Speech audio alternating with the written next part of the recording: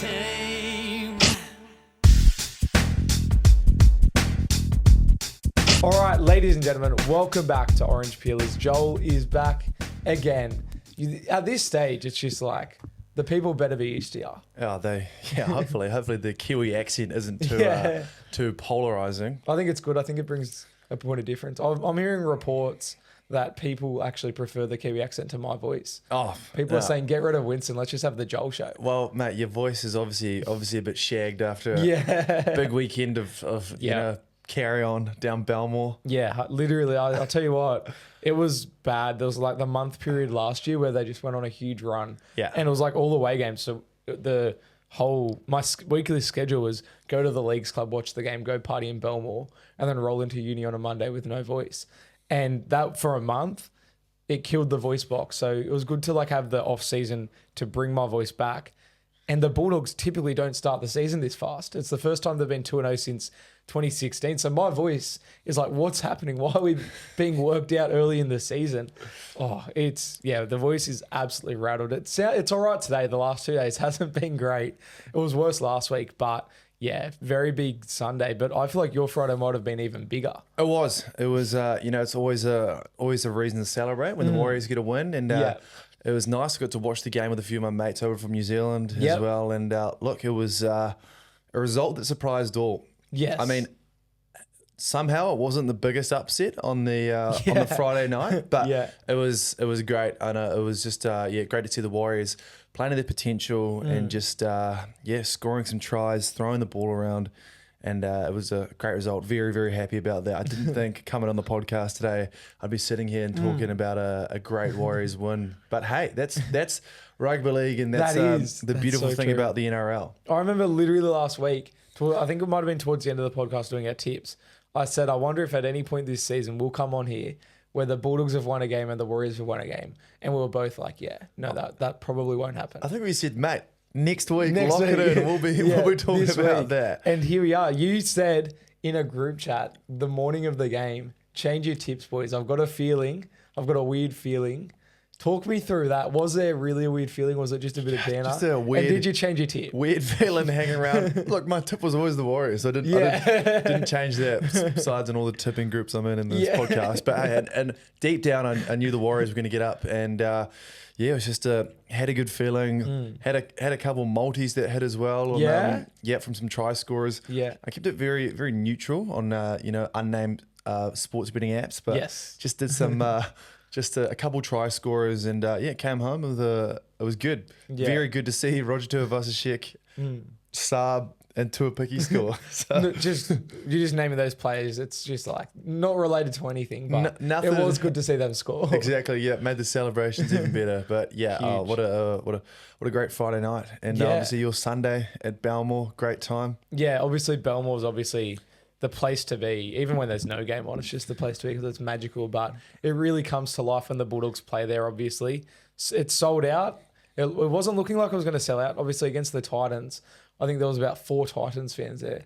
Genuinely, I was counting how many I'd seen. I don't think I saw more than 4. But outside of that, I think it sold out. Hill was packed. Place was pumping. Obviously, they jumped out to a 22-0 lead, which had the place absolutely firing. And then Matt Burnham got injured, and it was all downhill from there. Hold on, I should that's good. No, all good. I was going to say, do you want to fix it? Because otherwise it's not going to charge. I don't want to be bloody not listening to anything on the way on the train home. Yeah, no, make sure it's charging. Do you want me to go? I'll just go from Burden. Yeah. And it should be all right. And then Burden got injured. And have you heard of a crowd pop? Like, it's an NBA thing where, like, there's a crowd pop. And it's like sports generally where something huge happens and the crowd just erupts. I don't know if you've heard of them, but Belmore had the opposite. When Matt Burden got injured, the crowd was just pumping. Crowd drop. And crowd drop. It went silent. I've never seen the life sucked out of something so quickly. It was just like indescribable how the volume, the energy was just pumping, and then Burden went down, and then Titans scored 2 quick tries, and everyone was just depressed. It was 22-12 at halftime, I think. Yeah. And, the momentum was strangely with the Titans. Yeah. I was like, texting my mates and saying, get on the Titans now. Yeah. I honestly reckon this could be the fall of the Bulldogs. Yeah. And they came out. Critter just jumped in at 6. He can do no wrong. He can literally, it's pretty amazing the amount of sort of cover that he can play for the Dogs. Yeah. Great goal kicker as well. Yes, doesn't miss. I know. So it was a pretty good performance because the Titans, they started very slow, but like they definitely I think they'll still be not too bad of a team this year. Yeah. Yeah. Like they showed signs. Their forward pack is elite. Like I feel like on the day, the Dogs forward pack probably dominated and they just had no right to like Max King, shout out to him. He had a blinder, but overall, I think it was a pretty gritty win. Obviously, we were expected to beat the Titans and we ended up beating them, I think, by 10 in the end. Like we ended up getting away with it. Oh, it was probably even... because we scored late. 40-24, yeah. 16. 16, yeah. Yeah, but I think under the circumstances, Burton not finishing the game, obviously injured in the first half, kick out as well. I think to hold off the Titans comeback, who are like very much an attacking side, and, finish with the win, it was almost cue in the rack stuff again where they jumped way ahead, cue in the rack, Titans came back and they're like, the Bulldogs are, all right, we'll try again. It's like when you're playing, a cousin or a nephew in backyard footy and you want to score a bit early and then you just let him back in, but then all of a sudden he's scored one too many and you have to just show him who's boss. That's what it felt like. Oh, mate, it's great. I got a question for you about a day in a life of Winston at Belmore. Can you talk me through, not everything, but like how does the day before the game and during the game, after the game, what does it look like for a day in the life of Winston at Belmore? At Belmore specifically? So pretty much. On Sunday, talk me through it. So usually, because I've just moved closer to Belmore, I would normally come in and then go like down the main street, check out, they've got the artworks in the main street. They've got the team store. So normally, I didn't on the weekend, but normally I'd go check all that out. And then you head into the game. I got there before gates open and lined up in the heat, which is a nightmare, but you have to do that to get a spot on the hill. It was hot as well. It was seriously so hot. It was like 35 or maybe even higher. But the way Belmore is, if you haven't been there, it's got the hill, but it's got benches at the bottom. And pretty much if you're on the hill, you're not going to see much. If you're on the benches, you're going to see everything. And so everyone lines up early to get in and get a spot on the benches. So me and my family got there, got in early, got our spot on the benches. And then from there, New South Wales Cup kicked off. I went off because I film a bit of pre-game content, which you'd see on my socials with the quizzes and stuff. Yeah, at Winston Neville. At Winston Neville and the hot dog review, of course. Oh, great hot dog review. So I like to get into games early generally, but on the weekend, get in early, film all my stuff so I can try and watch New South Wales Cup or just, relax and let the nerves settle before the game. And then obviously Cup happened, the Dogs warm up, you watch them warm up. And then from there it's showtime, watch the game, watch Matt Burton get injured, watch the Dogs come away with a famous win. Watch Kick-Out get injured. And then watch the Dogs come away with a famous win. And it was a bit of a roller coaster, as I've sort of already touched on. And then from there, game ends, everyone left really early. So they do fans on the field at Belmore. I didn't go on the field because it was like 8 p.m. on a Sunday by that stage. So everyone's going home. All my family were leaving because obviously at work the next morning, everyone wants to get home. And so we leave before fans on the field. And then we're walking up to, back home or like towards the main street through a little alleyway. And we've just left the stadium and you can hear this music in the distance and you're going, is there a party? Because I personally was a bit 50-50 if there was going to be a party because it's early in the season. The win wasn't that great considering the circumstances with players being injured. Everyone was a bit down. And it's like a Sunday 8 p.m. So like not that many people are going to be out partying. But there's this music and there's this huge crowd in the distance, like walking up to the main street. We couldn't tell, is it like, are they in one spot or are they moving? They were very slow. And you can see, the flags and the player heads and just these lights and this music. And we're going like, what is going on? So obviously as a Bulldog fan, your natural instinct kicks in. You head over to the music, to the party. And it's just this dude with a shopping trolley and his DJ decks on the shopping trolley, just blasting music, everyone partying. And from there, we're probably there for an hour, slowly walking up to the main street, then across the main street to the Leagues Club. And then we got there. The police were there waiting. Shout out to the police. I had info that the police were just going to shut anything down because the buses have to go through there. But the police were super good, kept everyone... They let us party, but they also made sure the road didn't get shut. Yeah. They did a really good job. And then from there, did a massive team chant. And then everyone just went home as soon as the team chant ended. But yeah, that was pretty much the day. Sounds like a great. Came home, ordered El Jannah. If Yeah. we want to get too in depth, that's what I had for dinner. That's the post game meal. What's El Jannah? Is it like? Have you not had El Jannah yet, Joel? I haven't, man.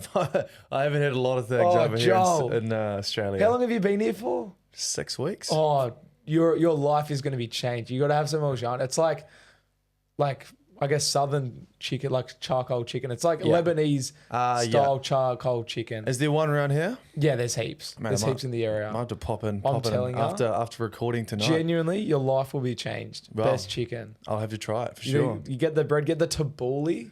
Oh, it's so good. Can you tell I'm a Bulldogs fan? Yeah, far out. No, that's all. Usually the post game feed in the area. Yeah, just full doggies. No, it sounds like a great day. Happy. You know, you could walk away with a win. Yeah. But it was a good game, and hopefully the injuries for Kickow and Burden aren't too much. I think same injury, but Kickow's is worse, isn't it? Yeah, it sounds like Kickow's is like slightly worse. So it sounds like they're both pretty much. It sounds Birdo's 2 to 4 and Kickow's 4 to 6. Yeah. I think Good Friday they both come back, so that's going to be a very good Friday. Yeah. If Matt Burden can return after the bye. You touched on earlier, Joel. We were talking about Friday. We'll move back to. Is there anything you want to tell us more about the Warriors game? I feel like I've talked plenty about the Bulldogs. They might not win again this season, so do you want to take the chance? They're going to win same time, same place. Literally same time, same place against the Roosters this Friday. Well, speaking of the Roosters, do you want to say something first before I segue into there? I was just going to say how good is it to see Luke Metcalf, who was like arguably the most talked about person in the game, mainly because everyone had him in their Supercoach team, and everyone was like, "Oh, do you hold? Do you sell? Yeah. Did you hold him?" I held him, sucked into people that traded him. I know it was sucked in. Yeah. It was the hold of the round for sure. Yeah. Came out one of the highest scores in Supercoach, but setting up tries. I mean, the forwards look good. James Fisher-Harris, 58 minutes. Yeah. Some ridiculous. Like 92 in the VB hard-earned index as well. He was just all over the show. Yeah. And it was great to see, and the Warriors just looking like a good team again. Yeah. And also Wade Egan. He was a key part to the success in the last few years as well. Yeah. On 2023, not last year, but and he was back. He's running the ball, and when he can just direct the team around, do those quick runs, plays the ball and stuff. It was great. So his try as well, the cheeky little crash over. He's got that in his arsenal. He does. He's also got a few head knocks in his arsenal, but fingers crossed. Like, it's great so far this season. The Warriors have, I probably shouldn't say this, but touch wood. Yes. Touching a lot of wood. We've named the same team 3 weeks in a row. So we haven't had a single injury all year, which is... there's going to be an injury this week. You can't say that. Please. Oh, yeah, I reckon just flag Teamless Tuesday. We run the same 17. Yeah, it's like Warriors don't even need a poster. Exactly. Yeah, all right. You know, Wade Egan. Yeah. Just quickly back to me and me just being completely selfish and making it about me. I was coached by his dad. Wow. And I've played footy with all of his brothers. So there's a little fun fact from Lithgow. I don't know if you know he's a Lithgow boy. Nah, didn't know So that. shout out to the Workies Wolves. That's like country New South Wales for those playing at home. Yeah, I was coached by his dad and played with his brothers. One of his brothers, infamously, he took a kick off and kicked it backwards. Wow. Unintentionally. Famous Egan. So I think Wade got all the good footy player genes. I've heard one of his brothers, because he lives in New Zealand, plays for the Warriors development. And Talon. Yeah. Talon Egan. Pretty great golf player. Yes. Yeah, I think Wade is as well. So. Well, the Egans actually grew up right next to the Lithgow golf course. So there's a little fun fact for you. Fun fact for those playing all at home. Yeah, that could be, I'm pretty sure. I could be wrong. Don't sue me if you're watching any of the Egans, but I'm pretty sure they grew up in Marangaroo. The Roosters on Friday night, I'd almost feel like you'd be angry at the Roosters because they took all your limelight. Like, Warriors beat Manly, everyone's like, this is the upset of the year. How have they done this? And then, less than 2 hours later, nobody cares. I know, exactly. And also, somehow the Roosters have found form just before they're playing the Warriors as well, which is classic. Yes. They've also got their three, I don't know, arguably most dangerous forwards, and Collins, Radley, and Lenny coming back into the lineup this week as well. So it's going to be a good test. The Warriors don't typically have a good record, but to the game on Friday night, I mean, it was pretty wild. Like, I've seen people come out and say that's the worst I've seen an Ivan Cleary coach side play in the last 5 years. I mean, it was uncharacter-like mistakes from them. Dylan Edwards went off, which seems like he just plays every minute as well. Yeah. So it's it was weird, but like, all being that and done, absolutely wild how they can just be so out of the fight and then come back and almost be a try away from sending it into Golden Point, which they probably would have iced as well. Yeah, so, 100%. Yeah, it was a great game, and I think somehow the Roosters are just back. Yeah, one of the crazy upsets, like we talk about unnamed betting companies, they were paying $11 on some of the unnamed betting companies, which is, I think it was like the second biggest upset in the NRL era in terms of betting odds. Just crazy. They had no right to win that game. And as you said, like Panthers, I thought they were going to win it coming back. Like I kept saying when it was happening to people, I'm like, don't bet against Cleary. Cash your bets out now. If you've got the Roosters to win, cash it. Because Panthers are about to steal this. But yeah, Tupou, the big effort play in the corner, and Roosters sealed. Probably like it's round 2, so there is 25 weeks of rugby league left plus finals. But I think that is the biggest upset of the season. I don't think anything's topping that. Nah, but then again, it's like it's the Roosters though. Yeah, I mean, I saw so true. People saying last week like they're paying $11, and it's like I think you need to understand it's the NRL. It's round 2. It's the Roosters. Like Roosters over the last 10 years, probably second or third most successful club in the NRL, and it's crazy how they were just totally ruled out like that. But I mean, it's good to see them back. Not good to see them back this weekend against the Warriors. But hopefully they can get a flogging and go home back to Sydney, then get the season going from there. Yeah, well, I just hope their season doesn't get going, to be honest, because like, are we going to complain if the Roosters fall off? Exactly, fair enough. I feel like hopefully it's just a one-hit wonder. They got up for the Panthers game and then they're just going to go back to where they were 2 weeks ago. That's my hopes. I don't know when the Bulldogs play them next, not for a while. But I just hope they stay rock bottom. Speaking of the two big upsets on Friday, obviously the Warriors, we love to see it, and the Roosters beating the Panthers. Would you say, obviously in my opinion, the Roosters won the bigger upset, but we can pretend the Warriors one was as well for your sake. Were they the biggest upsets of all time? And if they weren't, what is the biggest upset you can remember? Well, I mean, they've got to be some of the biggest back-to-back upsets of all time. Biggest upset I can remember, I mean, going back to the Warriors here, obviously it's my crutch point, but the one I talked about, 2008 as well. Yes. It's actually, pretty much the same jersey as this, but the logo was the Centennial one. Yeah. But when they were finished 8th and then Storm were first and they came back to win first team to knock the first out as an 8th side. Yeah. That was pretty cool. Probably one of the greater upsets. But that's so fair. Outside of that, not too many. I mean, it's kind of blanked my mind now. But I mean, you sort of think of some of the Cowboys finals runs they went on to win. Like they weren't really tipped to be the favourites, especially the year they made the final, even though they got pumped in the final. They were quite a big outsider with no JT. Michael Morgan just carried the run. And then 2015 when they won as well. I mean, I don't think many people had them to win. But is there any that you can think of? I'm going to go so recency bias because the beauty of upsets is like they don't happen. So it's like it is hard to recall. Even I'm like, outside of like this Bulldogs one I'm going to bring up, shockingly, there's like you don't really remember them much because of just they don't happen. Like there's a reason it's an upset, but I'm going to go so biased. It was last year, so recency bias, Bulldogs bias.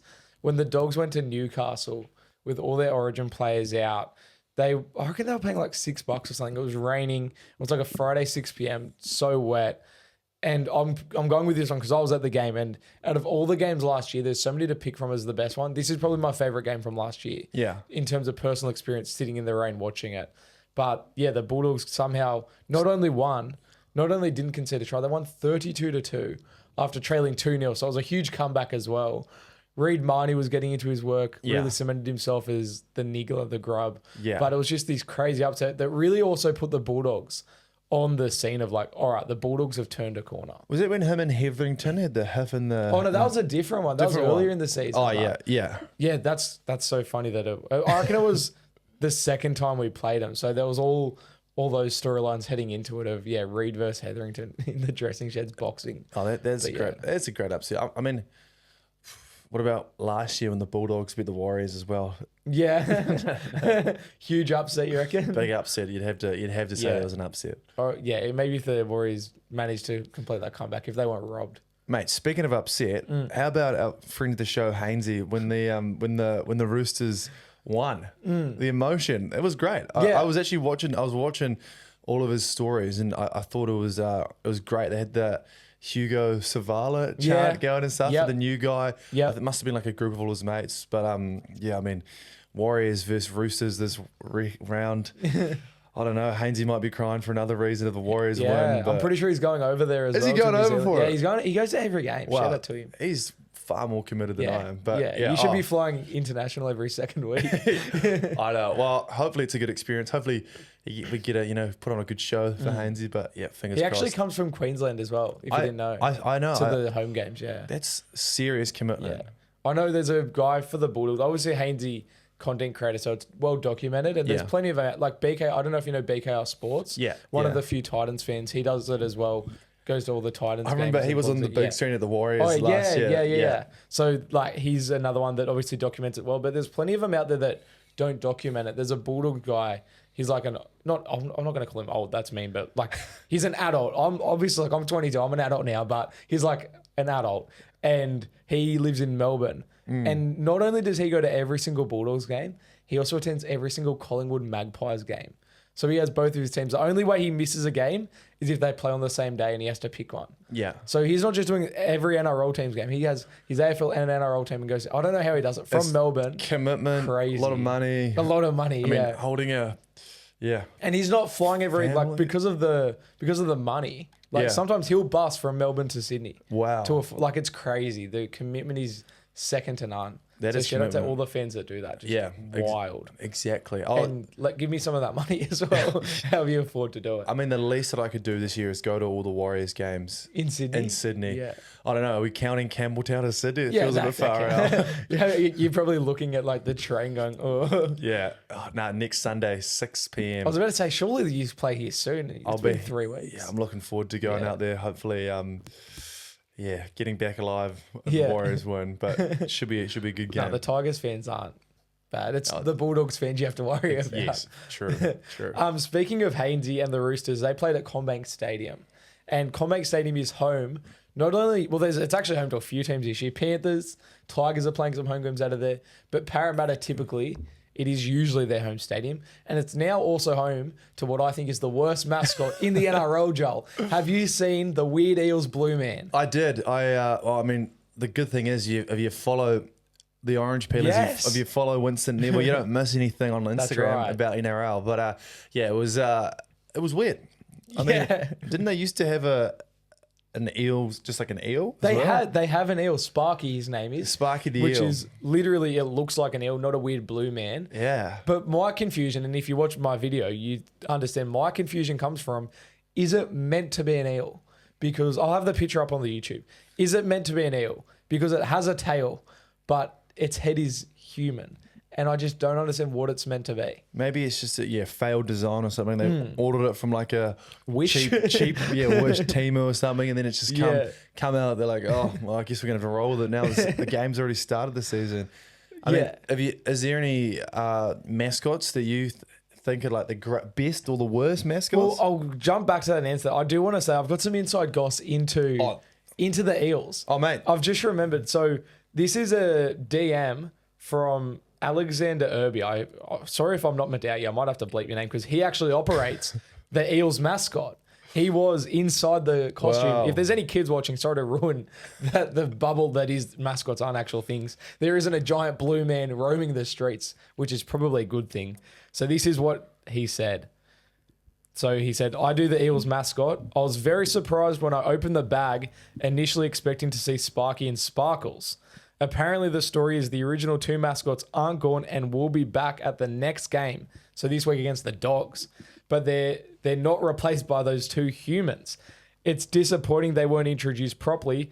The boy is called Bolt and the girl is called Blaze. Bolt and Blaze. Yeah. What, mate, they should have just kept Blaze to Lungy. Yeah, literally. Is that like their coping mechanism? We lost Blaze to Lungy, but hey, we have this weird blue thing that is also called Blaze. I reckon this weekend, CommBank as well, the game against the Bulldogs. Mate, they got the old Sparky and Larky, whatever her name was. I reckon Eels could be winning. Oh, sorry. Yeah, Eels could be winning. No, you're 100% correct. This could be a bad omen for the Dogs. Maybe the reason they're losing is because of the weird blue thing. I'm nervous. Mate, if Sparky's back, maybe that's the spark the Eels are missing. I'll tell you what, if these new mascots are out there, if well, Blaze and whoever, if they're out there this weekend, you best believe my mission is going to be getting a photo with them. Yeah, nice. I thought you'd run on the field and tackle them. No. We won't. Maybe if the Dogs win, I might get a bit crazy. But yeah, I want a photo if they're there, the new mascots. I think for content, as a Dogs fan, I don't want a photo with an Eels mascot, but I think for the Orange Peelers content, we need to see a photo with the new mascots. Do they have a Dogs mascot? Yeah, Brutus. Is it like an actual dog, or because that would actually be quite an easy one? There's a fun fact actually. So the Bulldogs, I don't think they do it anymore, but they used to have, but as the Dogs ran out, a literal bulldog dog there, and there's like generations of this dog. So there was the original one years ago. We're probably going back to like the 80s, called Brutus, and there's like a family lineage of all these bulldogs. All the that dogs like are there. And do you know Darcy McDonald? Yes. So obviously a reporter. She's currently at the Bulldogs as a part-time or like fill-in media manager, but she's a Dogs fan. Yeah. And she owns one of the original Brutus's Bulldogs. Wow. That's how much of a diehard Dogs fan she is. Mate, get McDonald, get the Brutus's great grandson or daughter on the field next weekend. Yeah, exactly. And they do also just have like a Bulldog mascot walking around. Seems a lot easier. Yeah, that does seem a lot easier to control. He does TikTok dances and stuff. But you asked best and worst mascots. Yeah. Do you have one in mind? I do. I don't know. I to be honest, I don't normally take too much notice for the mascots and stuff in the game. But I mean, the Warriors one is always, it's like a ticky, like the Warriors logo. And, can I say, I'm going to be mean here. I don't think that's a very good mascot.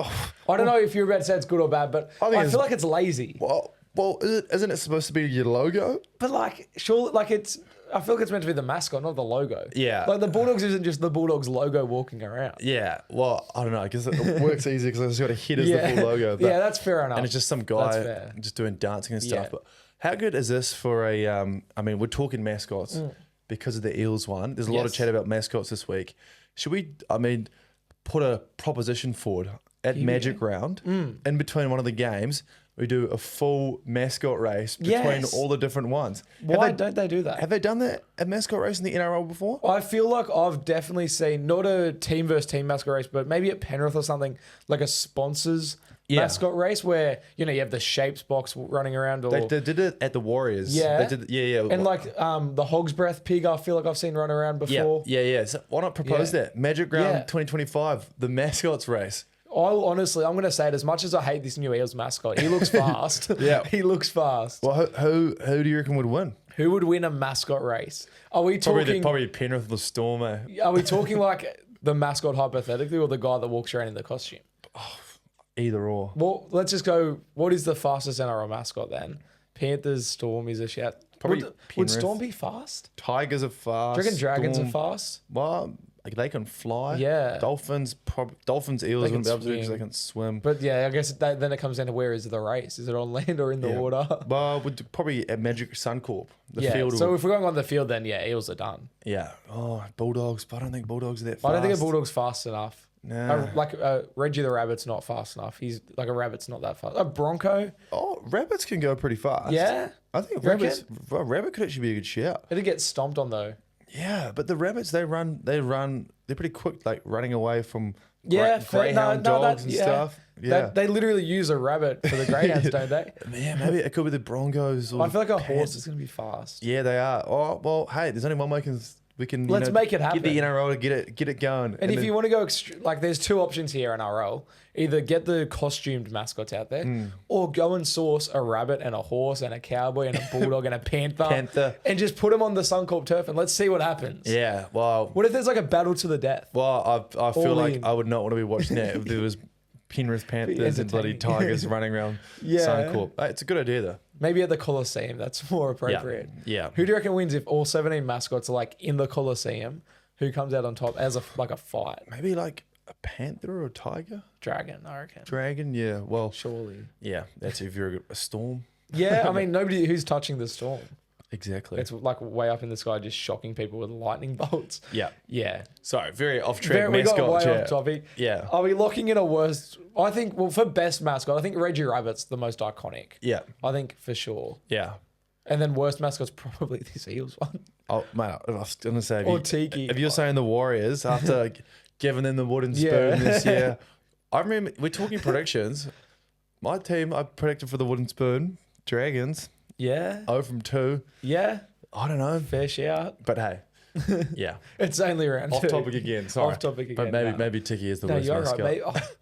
Once again, we said this like when we did our predictions. Like, I've invited Joel to come co-host Orange Feelers, knowing he's a Warriors fan from New Zealand, and I'm just down just bagging the Warriors. And I like the Warriors. I literally like them. I don't know what's gotten into me. I'm sorry. Whatever the date is, when it's Warriors at Olympic Stadium, Bulldogs, it's going to be a goodie. I'm very much looking forward to that. Yeah, you'll have to come sit in the kennel. Oh, mate, I'll be there for the full Warriors kit on. I love it, love it, love it. All right, let's move on. I have no segue here, so we're just going to get straight into the next topic. Christian Tuipulotu. We talked about his try celebrations last week. They were out on show again on the weekend, if you missed it. Dragons South. The Dragons were doing well. I think they scored to go up by 12, give or take a couple of points. I'm pretty sure it was 12. Christian Tuipulotu brings out the exact same try celebrations. He was doing the money, as Joel's demonstrating, literally was doing that. Up by 12 this time. I can live with it. However, the Dragons from that point on don't score again. South score 2 quick tries. Jamie Humphries, the hottest man in the NRL, kicks a field goal. The Dragons lose, and Christian Tuipulotu for the second week in a row is celebrated without a win. Obviously, we gave our take on, the celebrations last week. We both sort of agreed we're happy with try celebrations. I think you were still all right if you're losing, do it anyway. But I was very much like, hey, chill. Yeah. I will say up by 12, I'm okay with that. But then to go on and lose is just so ironic. But now Shane Flanagan's going, hey, bro, don't do it again. You're banned. He's been banned from celebrating. What's your take there? Oh, Shane Flanagan, he's got bloody rocks in his head, mate. He comes out, has a go at his young halfback. Signs all these veterans. No, that wasn't actually him. But I don't know. I feel like Christian Tuipulotu should just come out. He should do some form of celebration. Yeah. Make a statement because it's got people talking. Yeah. I think he'd be a great guest on a podcast. Just to ask a question. What's it about? Yeah. I think it'd be very funny. Maybe first try scorer, anytime try scorer, show the money. But Tuipulotu. I hope he comes out and does like the shush or something like. Or the Luke Metcalf did How cold was that? blocking out the haters, buddy. Shush. I think he should come out and do that or something. But Isn't there such a double standard on Luke Metcalf? Where, like, he does his celebration. It's sick. Everyone's loving it. It's like, yes, Luke, you do that. Yeah. Like, you've celebrated. And then Christian does it and everyone's like, you're a dog. You shouldn't be celebrating. justice for Christian Tuipulotu, man. That's what I I'm will saying. say, like, as I said last week, I came out here and I abused. I'm like, you can't be doing that. I'm going to like almost flip sides because you don't ban him from try celebrating. What are they going to do come July? Like, does Shane Flanagan hate charity when an unnamed betting company does try July? Like, is he still going to be banned then? I hope in Try July heaps of people do the money one. Yeah. I think that'll be great. Surely, like, it'd be so good. Like, Dragons have the bye this weekend, but next weekend, you mentioned, like, Christian Tuipulotu, I'm on your side where surely come out and do it again. But imagine if instead of him doing it, his teammates do it. Yeah. Have they been banned? I don't think so. I've just had a brain snap. Yeah. Did Christian Tuipulotu think Try July was all year round? That's why he was like, give the money to this charity. Maybe he's just a totally charitable bloke. Yeah, it's a miscommunication. Actually, it's a great bloke that wants to give back to charity. And Shane Flanagan's like, nah, not around here. Flano, no fun around Flano. No fun around Flano. He's the fun police. Shane Flanagan, the fun police. That's the title of the podcast. The fun police. But yeah, I think that's ridiculous. As I said last week, I hate that he was celebrating, being down. Yeah. If you're winning, if it's whatever, celebrate. Don't ban someone from try celebrating. What has happened? Where is the fun? I'm just going to go straight into the next topic. Is that like we're good to move on? Matt, done. I've got no segues this week. The last 2 weeks I've been on fire and I've just ran out. Big news in the NRL today. Speaking of fun, that's my attempt at a segue. Yeah. Brandon Smith, Hectic Cheese, is going to South Sydney to join Reggie Rabbit that we talked about earlier. He's signed on, I haven't seen how long the deal is. 2 years. 2 years. He said a couple on his podcast, so 2 years makes sense.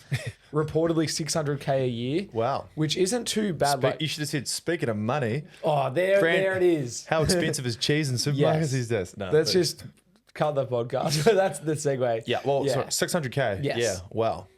What do you think? So obviously, like, he's at the Roosters. He's injured at the moment, so it's not even confirmed. There's a chance he'll leave early. It'll pretty much just come down to if the Roosters want to keep him for this season or not, and if both teams, like, I guess Roosters, it's easy to get rid of someone, but for South, it's a bit harder because they have to make room in their top 30.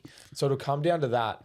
But just overall, what do you think of the signing for South Sydney, do you think it's good? And also for Brandon Smith, and then also the fact he's going to a rival, like South Roosters' biggest rivalry outside of Origin. Yeah, I mean, I feel like he was on the way out regardless. Like they just signed Reece Robson, who is clearly, I mean, a more natural and half. Like I think Brandon Smith's best position, a lot of people have been talking about it, probably more 13, 14.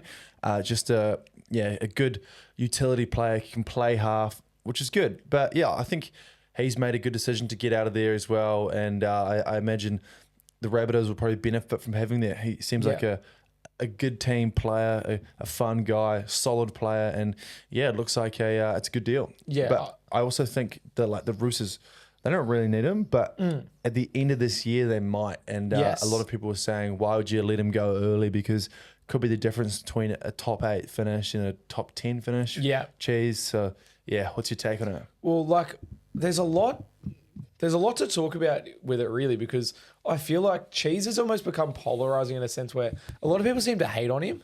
And ever since he left the Storm, people seem to bag him of like how he's performing.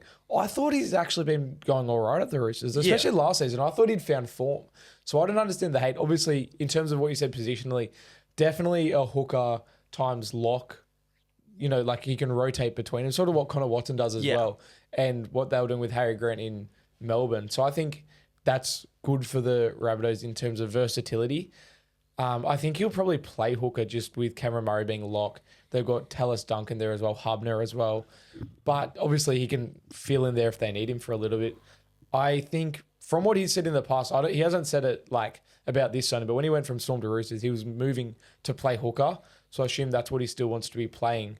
But yeah, I think it's a really good signing. I think obviously South lost Damien Cook. They do have Peter Mamazoulis there, who had a great game on the weekend. Who had a great game, yeah. But from Jason Demetrio, the former Souths coach, was saying that he can't Peter Mamazoulis can't play for 80 minutes. He's not an 80-minute hooker. So having the two of those guys rotating seems like a great 40-minute each rotation. Yeah, and I literally was about to say I think the rotation makes sense, but with him and Peter Mamazoulis, it'll just come down to how you balance it. If it's 40 each or 60-20, or that's where Cheese can come in handy and rotate into once again, with Cameron Murray being there, I'm not sure how that'll work. I guess he can slot into back row. He'll be injured or something. Or he'll just be injured. So they'll definitely work it out. I think as well, something that's really exciting is him playing under Wayne Bennett. Yeah. I think Wayne Bennett will really get the best out of him, as Wayne Bennett does with most players. I think you talk about players that just really benefit from being under Wayne Bennett. I think Cheese will be there. He speaks highly of Wayne. Obviously, he nearly went to Dolphins when Wayne was coaching there. And so I think obviously he's influenced a lot by Wayne Bennett in terms of signing with Souths. And yeah, I think it's a really solid signing for Souths. I think it's a good move with Cheese. As you said, Roosters didn't want it. Like Roosters literally told him, hey, we don't want you, leave, and then signed Reece Robson. Didn't even give him a chance to play for a contract. Yeah, well, now he's got a great result and he's still getting paid $600K a year, which is pretty bloody good. Yeah, I agree. I think, and then just on in terms of if he'll leave early, I think a big factor there as well is the fact he is injured at the moment. So Souths, unless they're really stupid, they're not going to take him right this second. They're obviously going to be smart and wait till he's back. So he won't be leaving anytime soon. Yeah. Not for a couple of months. Yeah. I actually hope he does leave at the end of the year as well and get some game time for Souths. Yeah. I doubt he will, but I hope he does. Yeah, I was going to say, what's your prediction? Do you think he'll leave early or leave? I don't think he will. Yeah. I hope he does, though. Because Roosters sort of need him. Yeah. Yeah, Roosters probably may as well play a contract. They do have Connor Watson, but... Yeah, and Zach Docker-Clay, but Brandon Smith's Smith's a better good, version of Zach Docker-Clay. I think it'll depend where they're sitting. If they aren't in finals contention, they probably do let him go, but I guess it'll just depend on that. And once again, Souths have to find a spot for him. If Souths are in finals contention, they might push to get him early. So there's a lot to be played out. But yeah, shout out to Cheese. I love as well, a club tells you like, hey, we don't want you, so you go to their rival. That's just like what else are you going to do? That's so good. That's great. Yeah, I love that. Speaking of signings as well, Souths have been on an absolute spree because Michaeli Ravalawa has signed with them from the Dragons. It's only for a year, isn't it? Yeah, and then he's going back. It's one of those ones, isn't it? Yeah. Yeah. That's a bit of a stick. What's your take on those? Because like at the moment, the Tigers halfback, Jaden Sullivan, he's doing one of those where he's at South this year and then he's going back to the Tigers. Harry Grant did it, obviously. He was on loan to the Tigers, a bit different. But what's your take on it? It's an interesting one because there's kind of a few times they did it during COVID, and the Warriors benefited. Yeah. Like Jesse Arthurs came over and played Yep. with the Warriors, and he would have been sick on the wing the year after, and then bang, just straight back to the Broncos playing well. So it's a bit of a stitch up, but I guess if it works for the player and it benefits the club for a season, it's fair play. Like they do it in the world of soccer and football over in England and stuff quite well. So yeah, I think it works. Yeah, I guess it makes sense as well if you're a club and you have, I'll use Jaden Sullivan as an example. If you have Jaden Sullivan at the Tigers, you have Galvin, Luai, and a bunch. I think is Caesar still there maybe, or did he leave? But like they have a bunch of halves there. Fine who's there as well. So Jaden Sullivan isn't going to be playing first grade. It's in your interest to let him go play first grade somewhere else, or have a run in New South Wales Cup somewhere else. So he's getting that game time. So when he comes back to you, he's still at that level, if that makes sense. Yeah. So it does make sense from a Tigers perspective of we want you playing at this level. You're not going to do it here, so you can go do it for them. And I don't know how it works I don't know who pays him, but I think it does make sense. Yeah. Also, the Dragons, they have been on a bit of a moving sort of spree. Yeah. They got Clemmer, right? Yeah, and they just signed Clemmer, Signed Clemmer, just got rid of Frankie Molo, and he's signed with the Dolphins today as well. Yeah. So a few moves. The transfer window is wide open. The Dragons are in the middle of it all, aren't they? Yeah. Does that mean that they're just in all sorts and just trying to sort things out left, right, and centre? Spoons soon. Yes, I reckon. Or the Eels are probably going to be doing a good job to prevent them from winning it. But what's your take on Clemmer and Molo? Obviously, they've signed Clemmer, Molo leaving. Do you think Clemmer's a good signing? I mean, for the short term, yes. Long term, no. Obviously, he's old. That's pretty obvious thing to say. But I mean, they sort of were getting bullied a bit through the middle by the Bulldogs in that first round. So maybe he can go in there and strengthen it up a bit. I guess it's pretty much just like a 1-for-1 replacement of Frankie Molo in some regard. But I mean, it's a signing, and it's a signing. He's got a bit of experience. Nothing to like the Dragons love an experienced player. Exactly. They're just going for all the journeymen this year. And then plus a couple young guns alongside them. And the money man, Christian Tuvelovic. Yeah, the money man. Yeah, very much just journeyman. Obviously, Trademark Sports, I don't know if you follow him, but he just, every time they sign someone, he just posts the exact same meme where it's like Dragons when there's a 32-year-old veteran that used to play rep footy on the market. And it's just like the Dragons signing him. They love it. There is the other signing this week. There's been so much. Round 2, lots of movement. The Bulldogs, they haven't lost anyone or signed anyone, but they've extended Bailey Hayward and Kurt Mann, which I'm very excited about. Kurt Mann, he is the man. He's in such good form at the moment. Yeah. His value was shown last year when he was injured and the Bulldogs just fell off. I think he's so valuable as the ball playing lock that he is. He's an absolute weapon in defence as well. And then Bailey Hayward, a local junior.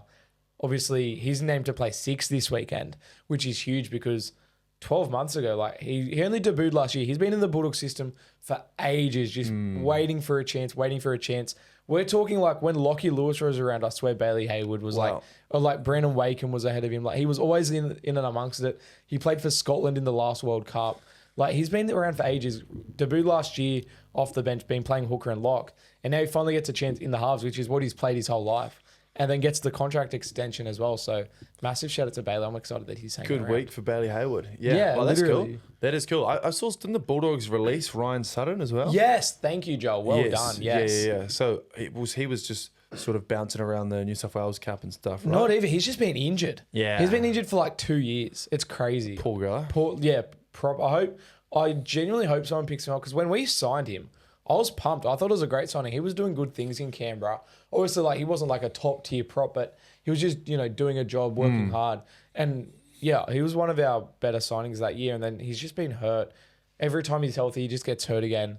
And hopefully they did release him for him to go play somewhere else potentially. And I'm keen to see what they're going to do with that top 30 spot that's opened up as well. Interesting. Yeah, I wonder I don't know if Zion has come in, like maybe they're looking at him. Obviously, if he wasn't already in there. But yeah, keep an eye on that.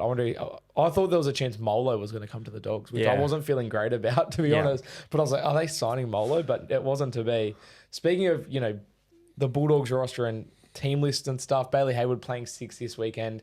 There's been a lot of changes across the NRL. Well, yeah. I've got a few down here, but what is the most notable change this week, do you think? We'll go over all of them, but what do you think is the most notable? I think the fact that there's 3 Roosters ones we talked about. Yeah. Pretty big, but Cowboys as well, bringing back Nano to the bench, Tamalolo, the $1 million man or the $10 million man to the prop, and then Clifford back in for Duffy. Yeah. Like Duffy was a bit of an experiment. Gave him 2 weeks, 2 pretty tough weeks as well against Manly and Sharks. Yeah. But should be another hard test against the Broncos. But I mean, as a proud Queenslander myself, you know, proud Queenslander. This Queensland derby. This is what it's all about. The Cowboys taking on the Broncos. Yeah, they're 10 years on since the grand final.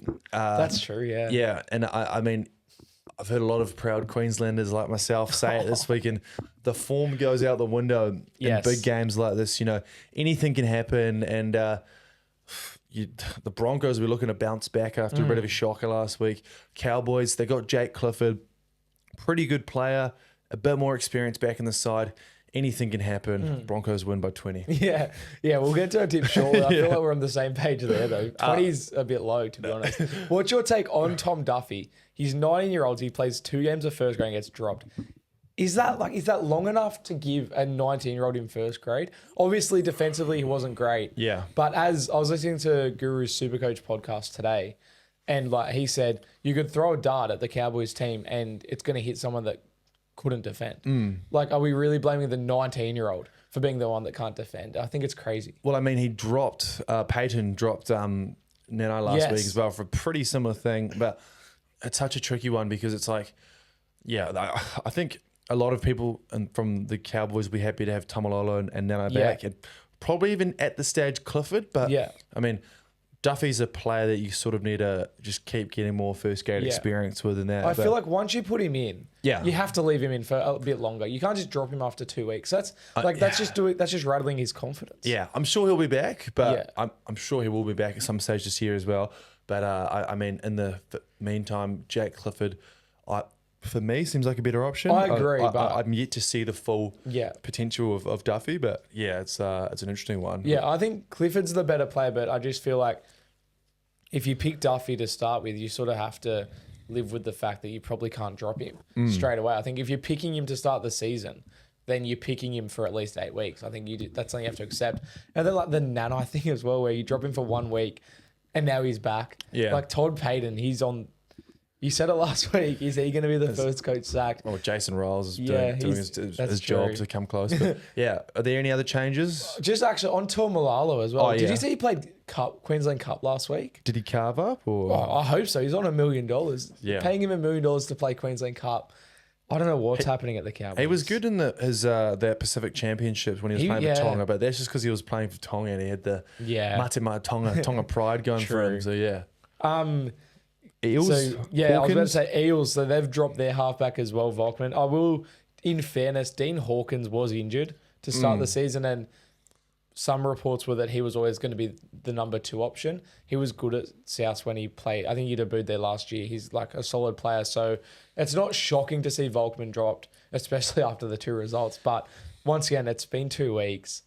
Volkman a little bit different. He's not like a young 19 debutant, but still a little bit of a change. What do you make of that? Yeah, I mean, it's obviously wasn't working at the Eels, and you got to change something. And Dean Hawkins been one of the best New South Wales Cup players for a long time as well. So looking forward to seeing how he goes, and hopefully I'm rooting for the Eels to bounce back and get a good win this weekend. You're not. I will say I thought they might have put the blue man into the halves. Maybe that's where Sparky's been. They've got Sparky running the cutter. So they need Sparky back more than they need Dean Hawkins. I'll tell you what, if Eels fans could pick between Mitch Moses plays this week or Sparky the mascot returns this week, I think Eels fans are going Sparky over Mitch Moses. Oh, it's a tough pick for sure. And then Josh Adokar in the reserves, he'll be playing this week. I think. Like, what is Jason Riles? Like, who's he fooling? So does that mean Simrani will be off? Yeah, I'd assume. It's not definite which wing will drop out, but you'd assume it'd be Simrani, but I don't know. He was, I don't know. Like, I was going to say he's solid, but the Eels lost. They conceded 30 to the Tigers. So I'm not really going to call anyone solid, but I like Simrani. He was at the Dogs, obviously, Bulldogs Junior. He's a good player. There was another debutant video last week. Oh, yeah. That got me to tears. But yeah, Fox can't keep crying on a bloody Tuesday like this. I know. Every team loses Tuesday. There's something. But yeah, Fox named in the reserves. I think that's so dumb from Jason Riles because obviously, in some cases, I think it makes sense to name someone in the reserves if you're trying to take attention off them. But we all know he's playing. Like he's not coming back from an injury. He's coming back from suspension. Obviously, he's going to be playing.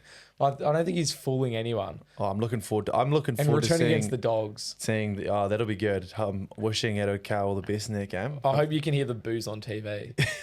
I need my voice to return by Sunday because I've been practicing my boos in the mirror. Oh, justice for Edo Cow. Nah. You don't do what he did and then expect justice. He's going to be like, I loved Josh Adokar when he was at the Dogs. He's a fan favourite. He was great. Like on the field, he was good. But off the field, what he did for the club and the fans, the time he gave to the fans, next, like just nobody compared. But you don't do what he did and get away with it. I think there'll be plenty of Doggies fans out there. He'll be fired up this weekend. I'm keen to see it. I can't wait to see him jamming in off his wing and whichever winger he's marking up on, they're going to score a hat trick. Oh, could even be Montoya. Could be Montoya's our left winger, so yeah. I think it will. Surely, what wing did Samrani play on? I actually have no idea, to be honest. I assume Fox will be on the left, actually. Yeah.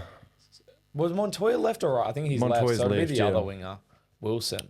Wilson loves to score against Parramatta. He scored the match winner last year. Oh, We're getting a bit off track here, but yeah. There's your tip for the week. Blake Wilson 3 tries with Josh Adokar marking in. All right, Joel, let's move into tips off the back of the team list news. Thursday night footy, let me pull it up. How organised am I? I don't even have it in front of me. Thursday night footy. As an NRL podcaster, I probably should have it memorised. Oh, Storm Panthers. I should have that memorised. Storm Panthers, yeah. Huge clash. Obviously, Storm off the bye, Panthers off, a huge upset. I think Panthers have lost back-to-back games once since their first premiership in 2021, maybe even since 2020. So, huge clash. But who do you think wins that one? I think Storm win, and I think Storm win convincingly as well. That's what I'm going to say. I'm even going to put it out there, Storm 13 plus. Oh, that's huge. Look, Penrith probably going to win 112 now. I've said that, but I'm going to put it out there, Storm just win. What do you reckon? I think Storm will win.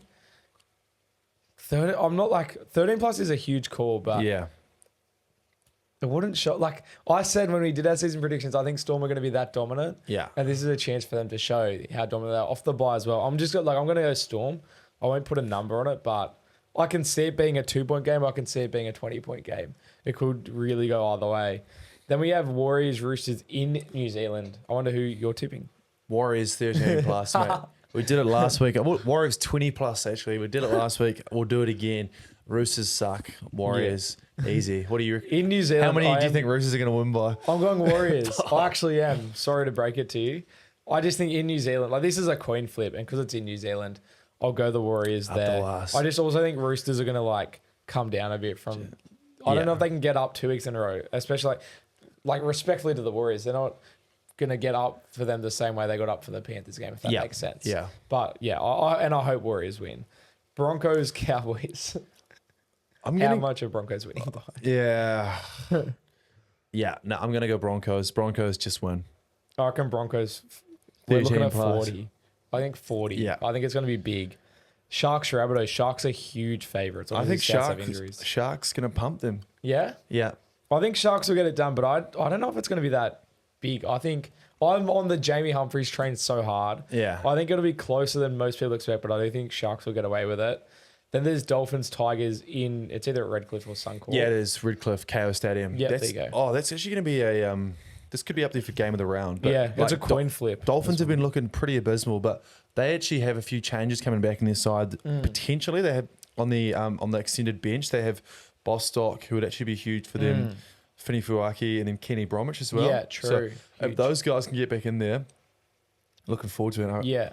I don't know. Tigers, they did well last week. Made 14 errors though. It was grim viewing. Yeah, the first 20 minutes was 0-0, wasn't it? It was spoon. It was like 25 minutes. You were like, here we go, spoon ball. But they're a pretty good. This is a tough one. Who do you reckon? I think Tigers. Yeah. I just don't rate the Dolphins that much. Nah. But Tigers aren't that good either. I think last week wasn't it Tigers being good. I think Eels are just that bad. But I'm actually going to throw it out there. I'm going to go Dolphins this week, and because I'm going to say the first 2 weeks the Dolphins have been interrupted. That's so true. First week they looked all good. They should have beaten the Rabbitohs. Last week they looked pretty abysmal, but I think they just get up and I think they beat the Tigers. They are back home. That's a fair shout. Yeah. Then there's Titans Knights, which is another coin flip on an unnamed betting company. This is $1.90 each way. Titans. Yeah, I like the Titans. If Dylan Lucas, apparently he's out, that probably makes me go Titans because he's been so good this year. He has, but obviously Kalen Ponga can flip a game on it and take charge. It's on the Gold Coast. Yeah. On Saturday night, so it's going to be a relatively dry track. Mate, Titans. Yeah, I like it. I think they've got their Bulldogs form as well, which is the good form. I'm going to go with you. I'm going to go Titans. Then Sunday Arvo footy, Parramatta versus Bulldogs at Parramatta. How many? By how many will Parramatta win? Bro, can I give you... I think this is a hot take. And obviously you can call me biased. I don't care. There's so much talk this week of, Burden's out, Kickout's out, Parramatta looking to bounce back and whatever. The market on an unnamed betting company, especially before team lists, really suggested it was pretty close. Para were paying $2 something. Whoa. Which they've lost by 30 to the Tigers. Yeah. And you're paying $2. My hot take, if it's a hot take, genuinely, I think Dogs win by 40 plus. Wow. I think Dogs are going to tear them apart. I like it. Yeah, I think Bulldogs get the win. I think Bulldogs will get the win. Yeah. Just. I think the Eels usually Eels be back. This is a big rivalry. So Eels, you'd think will get up for it, but I just And Dean Hawkins, the change has been there, so you'd expect something different. Better or worse, we'll find out. But yeah, I've just got a feeling, and maybe the 2-0 has got into my head, but I think Dogs are going to go big, and I think there's going to be a party in Parramatta. Wow. I think I've been speaking with that DJ. He reckons he's going to get Yella. there. DJ Yella. Yeah, I reckon there might be a party on whatever road is next to Combank Stadium. Wow. And then this one's so tricky. Manly Raiders at Brookvale. Turbo probably not going to play. Cherry Evans maybe won't play, but they're both named.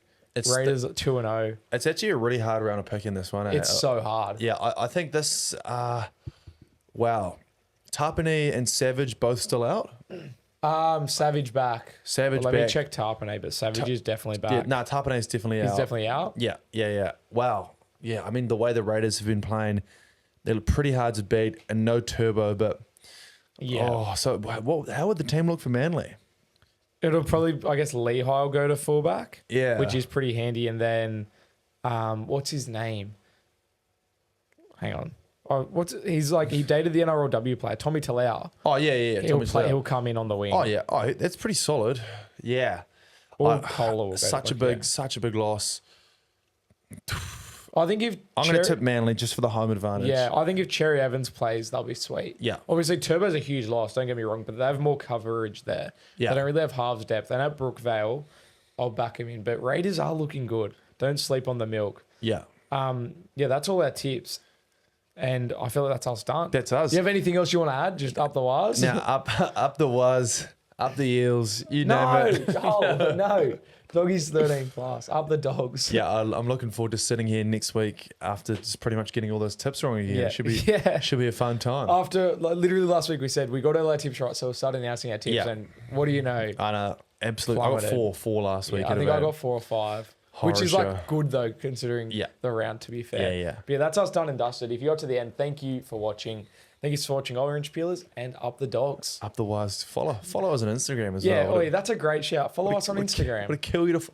We'll do some listener correspondence next week. Yeah, all right, Ed.